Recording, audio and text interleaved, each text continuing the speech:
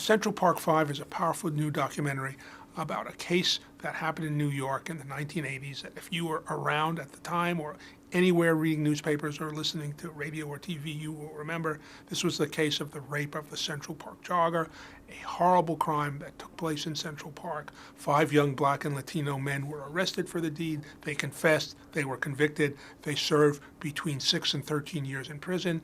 As it turns out, they were completely innocent. The real criminal confessed. The real criminal had a DNA match, which none of these young men had. The real criminal knew things about the deed that no one else could have known.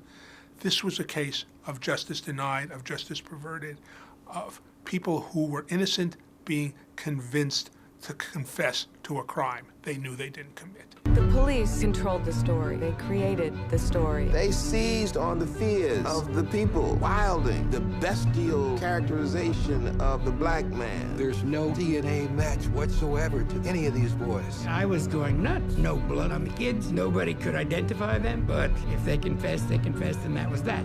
The whole area of coerced confessions, of how people are convinced to say they're guilty when they're not, is one of the fascinating aspects of this film, which is co-directed by Ken Burns and his daughter Sarah Burns and Dennis McMahon. This is a film that really takes you back to that time, shows you what happened, shows you why it happened, shows you how it happened, shows you why it should never have happened. For the Los Angeles Times, this is Kenneth Turan.